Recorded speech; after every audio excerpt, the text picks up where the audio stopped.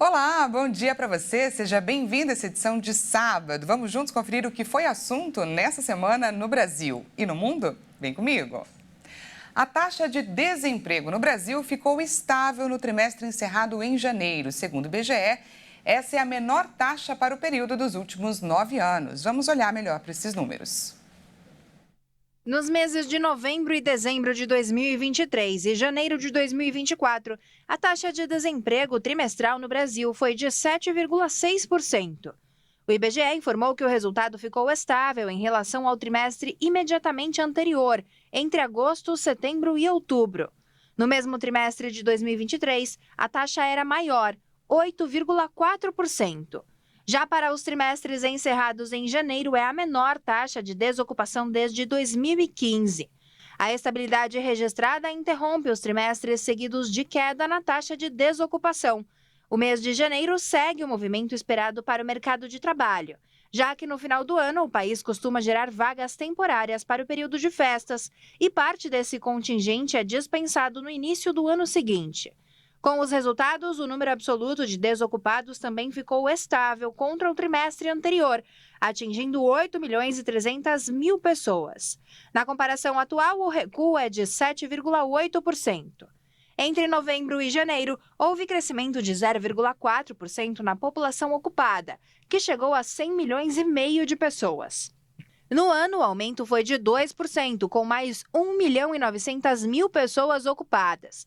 O IBGE apontou os 3 setores importantes para o aumento de ocupação: o transporte e correio, informação e administrativo e administração pública e serviços sociais. Por outro lado, na agricultura e pecuária houve um recuo. O rendimento real teve alta frente ao trimestre anterior, de 1,6%, e passou a R$ 3.078. No ano, o crescimento foi de 3,8%. Um levantamento realizado pela Federação Nacional de Previdência Privada e Vida mostrou que o Brasil bateu recorde na venda de seguros de vida em 2023. No total, o setor arrecadou 62 bilhões e meio de reais, o maior número da série histórica que começou em 2014. Os dados mostraram o crescimento da venda de seguros em todos os segmentos, principalmente os de vida, que representaram 48% dos contratados. Porém, os brasileiros também adquiriram bastante o seguro prestamista, aquele que amortiza ou quita uma dívida, além de seguro para acidentes pessoais. A pesquisa também mostrou que os seguros considerados historicamente menores, como o de funeral, cresceram quase 24% no ano passado. Durante 2023, foram pagos pelo menos 15 bilhões de reais aos segurados, resultado 5% maior do que o registrado em 2022. De acordo com especialistas, os prêmios arrecadados são valores recordes, porém muito ainda pode ser feito neste mercado. Pois, quando comparado a outros países, na opinião de especialistas, o Brasil ainda está longe do seu potencial, já que a participação dos prêmios de seguro de vida no PIB não chega a 1%. Hoje, o Brasil ocupa o lugar de número 41 no ranking da Organização para a Cooperação e Desenvolvimento Econômico quanto ao volume de prêmios de segurados de vida, considerando 43 nacionalidades. Segundo alguns dados de instituições internacionais, os países com PIB relativamente próximo ao do Brasil possuem mercados de seguro de pessoa com uma maior participação. Agora vamos olhar para um problema que não é de hoje, mas que tem causado aí um verdadeiro terror para os motoristas em São Paulo. O furto relâmpago de peças. Gente, 4 minutos são suficientes para um criminoso arrombar um carro, desinstalar, por exemplo, a central multimídia do veículo e ainda fugir do local. Vamos conferir mais informações com a repórter Maria Clara Leite. Existe uma relação direta entre o furto de peças de carros e o mercado ilegal, já que esse é um comércio alimentado por esses itens de alto valor e facilmente furtados dos veículos, como a central multimídia os retrovisores, faróis, rodas, pneus e até os catalisadores. Só que é importante destacar que quem compra esse tipo de peça fomenta esse mercado e também comete um crime. O Código Penal brasileiro trata como receptação culposa a falta de cuidado quanto à origem do objeto comprado ou recebido, que tem a origem criminosa. A pena varia de 1 mês a 1 ano de detenção ou multa, ou ambas as penalidades. E como identificar se a peça é furtada ou roubada? Bem, o preço é uma dica. Se está muito abaixo do valor de mercado, já dá para desconfiar. Outra sugestão é exigir nota fiscal, onde normalmente há a comprovação da procedência da peça. Um levantamento de uma empresa de rastreamento de veículos mostra que os casos de roubos ou furtos de carros na cidade de São Paulo cresceram 9,3% em 2023, na comparação com o ano anterior. Foram registrados pouco mais de 35 mil casos no ano passado, ante 32 mil em 2022. Segundo a pesquisa, a zona sul da capital é a região que exige mais atenção quando o assunto é roubo ou furto de veículos. O bairro mais afetado em 2023 foi o Ipiranga, onde quase 21% das ocorrências foram registradas. Por meio de nota, a Secretaria de Segurança Pública de São Paulo afirmou que trabalha diuturnamente para coibir todas as modalidades criminosas. Sobre a venda de peças automotivas roubadas ou furtadas, diz que realiza monitoramento de endereços eletrônicos e faz vistorias em locais físicos que comercializam esse tipo de produto. O estado de Roraima concentra o maior número de incêndios desse mês de fevereiro. A estiagem, agravada pelo fenômeno El Niño, torna a situação ainda mais preocupante. Roraima responde por quase 30% de todos os focos de calor do país até 28 de fevereiro. O fenômeno El Niño influencia na seca e nas altas temperaturas. O governo federal já reconheceu situação de emergência em 9 dos 15 municípios do estado. O fogo se espalhou pelo estado, consumindo casas, animais e a vegetação. Segundo os dados do Instituto Nacional de Pesquisas Espaciais, o cenário é da pior queimada já registrada no estado nos últimos 25 anos. Com pouco mais de 200 mil quilômetros quadrados de extensão, o estado é o menos populoso do país. Mas, desde o início do ano, mantém 30% de todos os focos de incêndio registrados no Brasil, de acordo com o INPE. São 2.600 pontos de queimada. Entre as 10 cidades mais afetadas pelo fogo, 5 estão em emergência pela estiagem. Os moradores estão vivendo em meio à fumaça. Na capital, Boa Vista, desde a última semana, as noites têm sido marcadas pelas nuvens de fumaça geradas pela soma de incêndios urbanos na zona rural e de municípios vizinhos, como o Cantá e o Bonfim, que deixa a qualidade do ar péssima.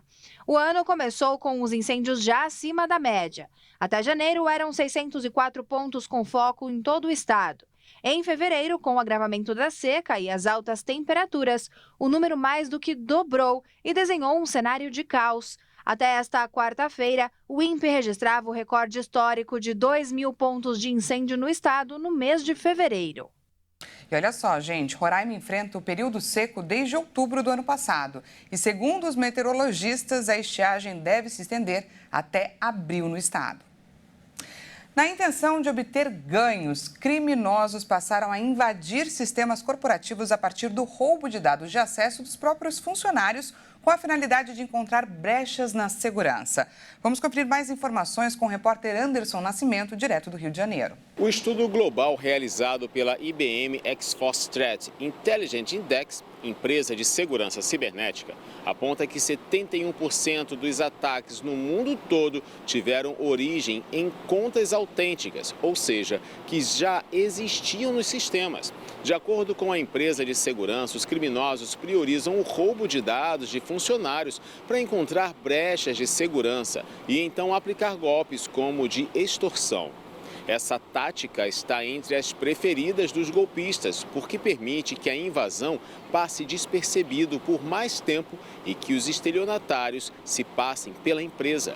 O Brasil é a principal vítima de crimes virtuais na América Latina, concentrando 68% das detecções da IBM Security na região. A brecha mais explorada nas empresas brasileiras é a vulnerabilidade nas aplicações com chaves públicas e as chamadas API, como, por exemplo, o Pix, que é um API do Banco Central que pode ser acessada pelos demais bancos. Empresas varejistas são os alvos mais visados dos cybercriminosos. No relatório foram apontados cerca de 150 bilhões de eventos de risco virtual por dia em 130 países. Pois é, gente. Agora, nem mais no trabalho nós estamos seguros virtualmente. Fica aí o alerta. A gente vai para um rápido intervalo e na volta falamos sobre o triste caso que acendeu nessa semana o alerta sobre os perigos da cozinha, sobre a mulher que não resistiu aos ferimentos após ter queimaduras ao fritar um ovo. É já já. Não perca!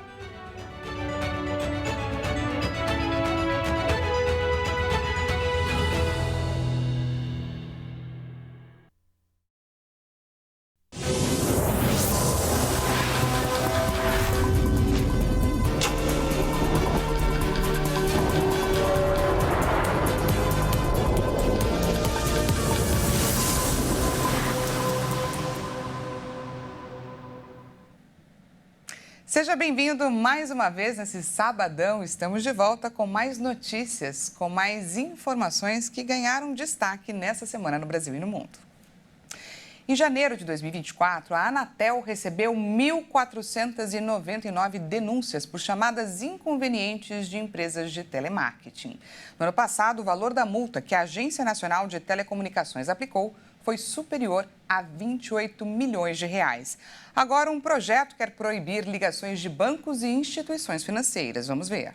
Em 2023, a Anatel recebeu 22.701 reclamações, uma média de 62 registros por dia. Além disso, 700 usuários foram bloqueados por infrações às normas. De acordo com o Código de Conduta para Ofertas de Serviços de Telecomunicações por meio de telemarketing, as empresas podem ser multadas por ligações com até 3 segundos sem intenção. Ano passado foram 28 milhões e 200 mil reais pelas chamadas inconvenientes. As regras para o setor começaram a valer em 2019 por meio desse código e de uma série de medidas complementares, como a identificação das chamadas pela numeração, a permissão de cobrança para ligações com duração de até 3 segundos, visando coibir chamadas curtas e sem intenção, e também o bloqueio da capacidade de chamadas dos usuários que realizam um grande volume de ligações ou que insistem em realizar um grande volume de chamadas sem intenção de comunicação. O Distrito Federal, por exemplo, registrou 1.056 denúncias ao longo do ano passado e nesses 2 meses de 2024 já recebeu 64. Desde junho de 2022, as empresas que realizam telemarketing ativo devem utilizar o código 0303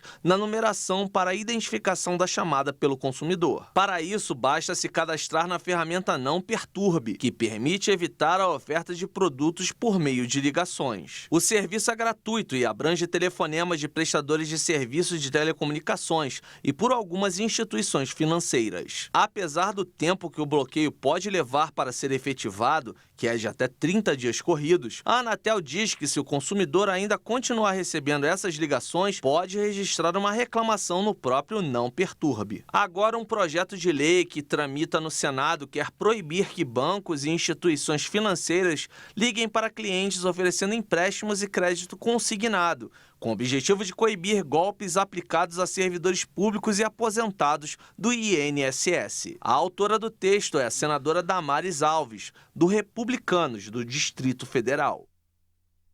Uma pesquisa feita recentemente pela Organização Mundial da Saúde revelou que 75% da população sofre com dores de cabeça.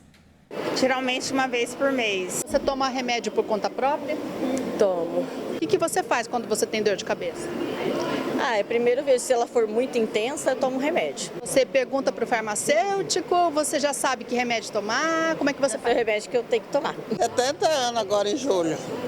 Se eu sentir alguma dor no dedo, eu estou mentindo. Pesquisas revelam que 75% da população sofre com dores de cabeça. O tipo mais comum é a enxaqueca. O problema está relacionado a uma predisposição genética que acomete principalmente as mulheres. De fundo genético, né, uma cefaleia primária com fundo genético, ou seja, tem origem familiar dentro da história de vida dessas pessoas, e nós já conseguimos isolar uma proteína chamada CGRP. E o CGRP vai ser comum nas pessoas marcadas geneticamente para ter a dor de cabeça, no caso o padrão enxaquecoso, a enxaqueca. O médico neurologista diz quais são os gatilhos da enxaqueca. Alimentos, né, que possuem substâncias proteicas que são utilizadas para a montagem da proteína do CGRP. Que alimentos? Café, queijos, embutidos de carne, salaminho, mortadela, açúcares de modo geral, doces açúcares, né? Chocolate. Ele explica que o uso indiscriminado de analgésicos pode agravar o problema. Esses analgésicos simples competem com os receptores de CGRP, aumentando grandemente a formação e a produção do CGRP. A dipirona e o paracetamol estão entre os medicamentos mais vendidos no país. A maioria das pessoas, como que é um produto de livre acesso, muitas vezes eles pegam e vão no caixa.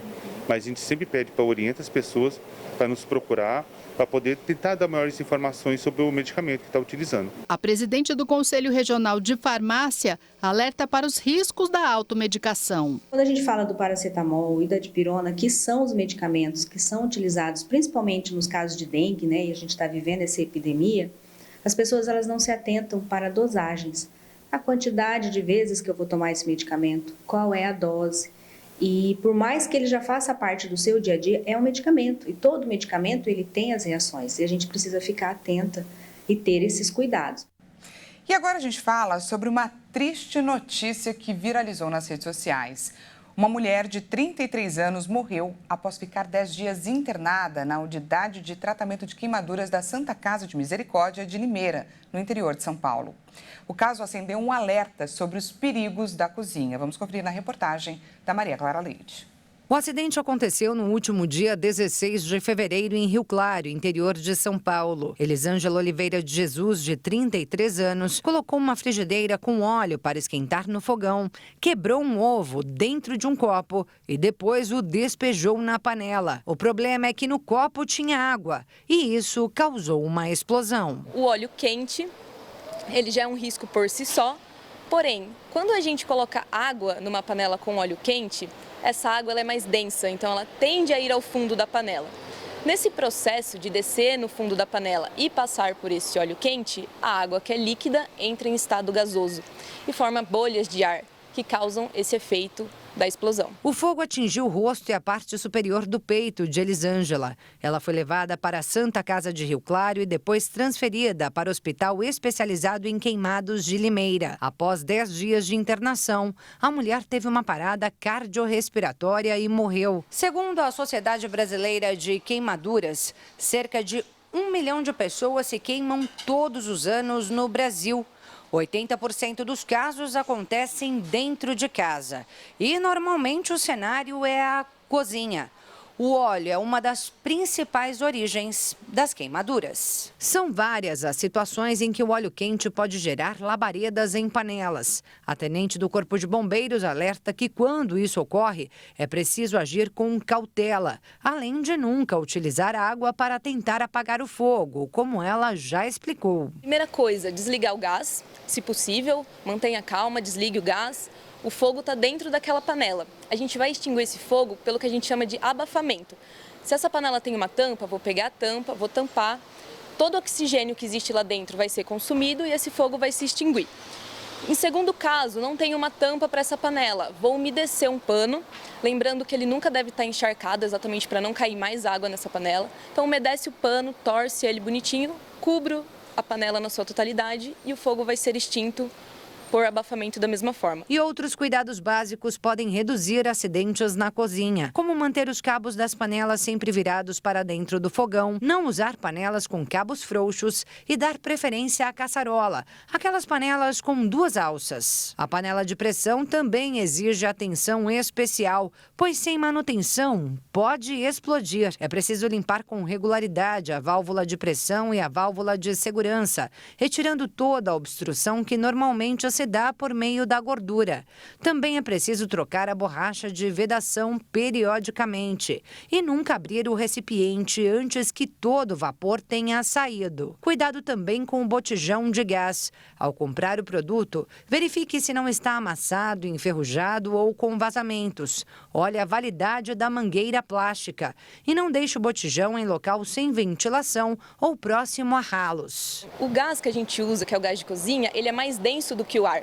Então, por exemplo, se você mora em um apartamento e o gás está próximo do ralo, se esse gás vazar, ele vai descer por esse ralo e atingir outros ambientes.